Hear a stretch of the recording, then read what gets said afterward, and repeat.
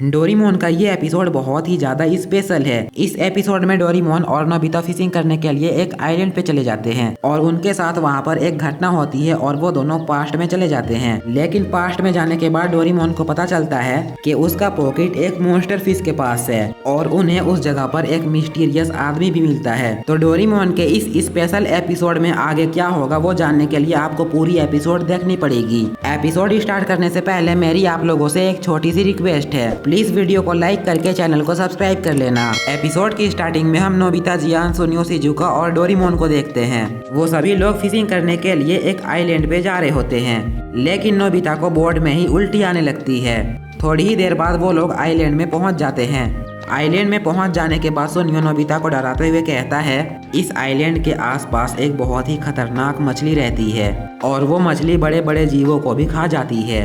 ये सुनकर डोरेमोन और नोबिता बहुत ही ज्यादा डर जाते हैं। ये देखकर जियान और सुनियो उनके ऊपर हंसने लगते हैं। तभी हमें उनके बोर्ड के नीचे से एक बहुत बड़े मछली की परछाई दिखाई देती है, जिसके बाद हम देखते हैं जियान और सुनियो फिशिंग करने लगते हैं। लेकिन नोबिता अभी तक अपना फिशिंग रॉड तैयार नहीं कर पाया था। ये देखकर डोरेमोन फ्यूचर से फिशिंग रॉड मंगाता है और डोरेमोन का वो फिशिंग हुक अपने से ही मछलियों को ढूंढकर पकड़ लेता है। डोरेमोन के उस फिशिंग हुक के अलावा भी 22वीं सेंचुरी से और कई सारे गैजेट्स आए थे। डोरेमोन शिजुका से कहता है कि मैं नोबिता के पास जा रहा हूँ और ये बोलकर डोरेमोन नोबिता के पास चला जाता है। लेकिन तभी वहाँ पर जियान और सुनियो आ जाते हैं और वो लोग डोरेमोन का गैजेट देख लेते हैं। इधर हम नोबिता को देखते हैं जो कि रस्सियों से बंधा होता है। डोरेमोन नोबिता को वो फिशिंग रॉड देता है और कहता है तुम इससे फिशिंग करो, इसकी मदद से तुम बहुत सारी फिश पकड़ सकते हो। तभी हम जियान को देखते हैं जो कि डोरेमोन का गैजेट लेकर पानी में उतर जाता है और डोरेमोन के उस गैजेट को पकड़कर जियान वहीं पर स्विमिंग करने लगता है। नोबिता भी डोरेमोन के फिशिंग रॉड से फिश पकड़ने लगता है और तुरंत ही नोबिता के हुक में एक बहुत ही बड़ी मछली फंस जाती है। नोबिता अकेले ही उस मछली को बाहर नहीं खींच पा रहा था, इसलिए डोरेमोन भी उसका मदद करने लगता है। लेकिन वो फिश इतनी ताकतवर होती है कि वो डोरेमोन और नोबिता को अपने साथ खींच लेती है। वो फिश नोबिता और डोरेमोन को लेकर सीधा जियान के पास चला जाता है और डोरेमोन के उस गैजेट से टकरा जाता है, जिससे कि डोरेमोन का वो गैजेट ब्लास्ट हो जाता है। जिसके बाद हम देखते हैं कि डोरेमोन बेहोश हो जाता है। तभी उसके पास एक आदमी आता है और वो डोरेमोन को उठाकर ले जाता है। इधर हम शिजुका को देखते हैं जो कि खाने की तैयारी कर रही होती है। फिर हमें जियान को दिखाया जाता है। जियान किनारे में होता है और वहीं पर डोरेमोन के गैजेट के टुकड़े हुए होते हैं। जिसके बाद अचानक से ही सीन शिफ्ट होती है और हम डोरेमोन को देखते हैं। डोरेमोन की जैसे ही आँख खुलती है तो वो देखता है कि मैं आग के नीचे लेटा हुआ हूँ। मतलब कि डोरेमोन को वो आदमी पका रहा था। वो आदमी डोरेमोन को एक रकून डॉग समझकर उसे खाने के लिए पका रहा होता है। डोरेमोन उसे कहता है मैं कोई रकून डॉग नहीं हूँ और तुम मुझे नहीं खा सकते हो, मैं एक रोबोट हूँ। और ये बोलकर डोरेमोन रोने लगता है। तभी नोबिता वहाँ पर आता है और वो आग बुझा देता है। जिसके बाद नोबिता उस आदमी से कहता है ये मेरा दोस्त है।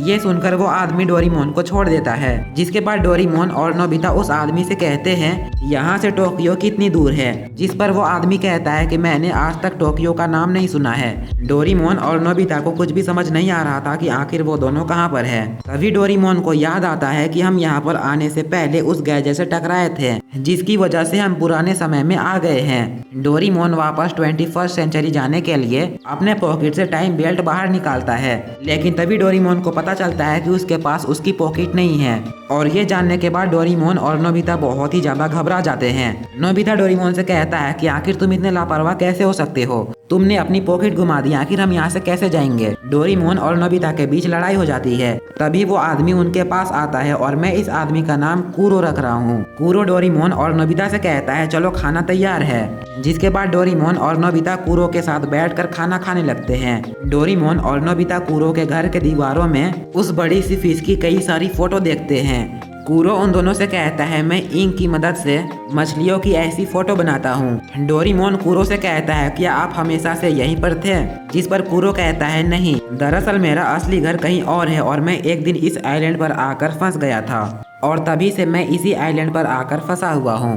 खाना खाने के बाद रात हो जाती है और कूरो और नोबिता सो जाते हैं। लेकिन डोरेमोन समुद्र में अपने पॉकेट को ढूंढ रहा होता है। बहुत ढूंढने के बाद भी डोरेमोन को उसका पॉकेट नहीं मिलता है। लेकिन फिर भी डोरेमोन कहता है कि मैं हार नहीं मानूंगा, मैं अपने पॉकेट को ढूंढ कर ही रहूंगा। और ये बोलकर डोरेमोन समुद्र के और नीचे जाने लगता है। तभी हम उस बड़े से फिश को देखते हैं जो अचानक से ही डोरेमोन पे हमला कर देता है, लेकिन डोरेमोन उस फिश से बच जाता है। तभी डोरेमोन को सुनियो की बात याद आती है कि सुनियो ने कहा था कि वो एक मॉन्स्टर फिश है। डोरेमोन उस फिश से बचकर भागने लगता है, लेकिन वो फिश डोरेमोन का पीछा नहीं छोड़ रहा होता है। तभी एक तीर आकर उस फिश पे लगती है, जिस वजह से डोरेमोन उससे बच जाता है और वापस आइलैंड में आ जाता है। तभी उसके पास कूरो आता है और कहता है कि आखिर तुम यहाँ पर कर क्या रहे थे, जिस पर डोरेमोन कूरो से कहता है मैं अपनी एक कीमती पॉकेट ढूंढ रहा था, लेकिन अचानक से ही ये मॉन्स्टर फिश मेरे पीछे पड़ गया। डोरेमोन और कूरो एक दूसरे से बात कर ही रहे होते हैं, तभी वो मॉन्स्टर फिश पानी से बाहर आता है और डोरेमोन को उस मॉन्स्टर फिश के पेट में अपना पॉकेट दिख जाता है। डोरेमोन जैसे ही अपना पॉकेट देखता है वो उसे लाने के लिए जाने लगता है, लेकिन तभी कूरो उसे कहता है तुम उस मॉन्स्टर फिश से अपने पॉकेट को नहीं ला सकते हो, क्योंकि अगर तुम उसके पास जाओगे तो वो तुम्हें खा लेगा। और ये बोलकर कूरो वहाँ से जाने लगता है। डोरेमोन कूरो से रिक्वेस्ट करते हुए कहता है प्लीज मुझे मेरा पॉकेट दिला दो, वो पॉकेट मेरे लिए बहुत ही ज्यादा जरूरी है और अगर वो पॉकेट मुझे मिल गई तो मैं तुम्हें तुम्हारे घर भी पहुंचा पाऊंगा। ये सुनकर कूरो डोरेमोन से कहता है ठीक है, मैं तुम्हारी मदद करूंगा। अगले दिन हम देखते हैं कूरो फिशिंग रॉड के रस्सी में डोरेमोन को बांध देता है ताकि उसे वो एक चारे की तरह यूज कर सके, जिससे कि वो मॉन्स्टर फिश डोरेमोन को खाने आएगी और वो लोग उस मॉन्स्टर फिश को पकड़ पाएंगे। लेकिन डोरेमोन को चारा बनने में बहुत ज्यादा डर लग रहा था। तभी वहाँ पर नोबिता आता है और कहता है आखिर यहाँ पर क्या हो रहा है। डोरेमोन नोबिता से कहता है कूरो मुझे एक चारे के तौर पर यूज करना चाहता है ताकि हम मॉन्स्टर फिश को पकड़ पाए, लेकिन अगर मैं नीचे गया तो वो मॉन्स्टर फिश मुझे खा लेगा। डोरेमोन की यह बात सुनकर कूरो कहता है अगर तुम्हें चारा नहीं बनना है तो फिर ठीक है, मैं यहाँ से जा रहा हूँ और तुम्हें तुम्हारी पॉकेट भी नहीं मिलेगी।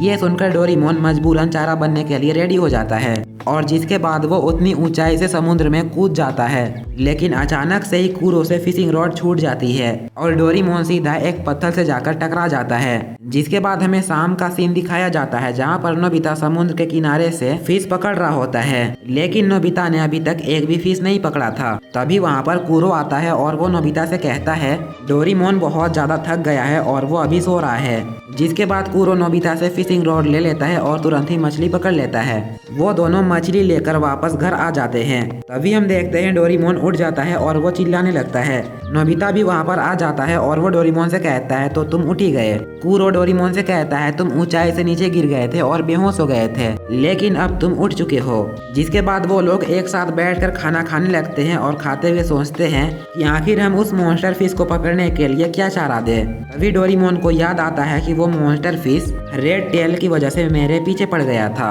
डोरेमोन कहता है शायद वो मॉन्स्टर फिश रेड कलर की चीज को देखकर आकर्षित होता है। ये सुनकर नोबिता अपने पास से एक रेड कलर की टॉय बाहर निकालता है। डोरेमोन नोबिता से कहता है शायद हम इसकी मदद से उस मॉन्स्टर फिश को पकड़ सकते हैं और फिर वो तीनों रात के अंधेरे में ही बोर्ड लेकर उस मॉन्स्टर फिश को पकड़ने के लिए समुद्र में आ जाते हैं और फिर नोबिता हुक को पानी में फेंक देता है और उस मॉन्स्टर फिश का वेट करने लगता है। थोड़ी देर तक वेट करने के बाद वो मॉन्स्टर फिश नोबिता के हुक में फंस जाता है, लेकिन वो मॉन्स्टर फिश इतना ज्यादा पावरफुल होता है कि वो अपने साथ उन तीनों को बहुत ही आसानी से खींच रहा होता है, लेकिन नोबिता भी उस फिशिंग रॉड को नहीं छोड़ रहा होता है। तभी नोबिता की फिशिंग रॉड की रस्सी टूट जाती है और वो मॉन्स्टर फिश भाग जाता है। डोरेमोन इस बार भी उस मॉन्स्टर फिश को पकड़ने में नाकाम हो जाता है, इसलिए वो बहुत ही ज्यादा गुस्सा हो जाता है और कहता है मैं अपने आप को चारा बनाने के लिए रेडी हूँ, मैं किसी भी हाल में उस मॉन्स्टर फिश को पकड़ कर ही रहूंगा। ये बोलने के बाद डोरेमोन अपने आप को रस्सी में बांध लेता है और फिर कूरो से कहता है मैं समुद्र में कूदूंगा और जैसे ही वो मॉन्स्टर फिश मुझे खाने के लिए आए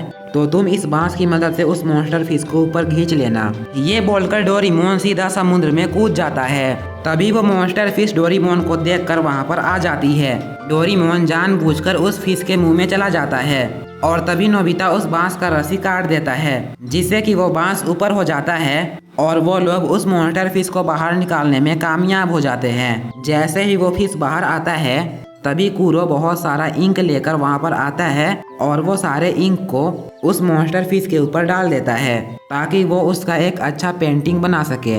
नेक्स्ट सीन में हम देखते हैं डोरेमोन और नोबिता एनीवेयर डोर से कूरो के उसके असली घर पहुंचा देते हैं।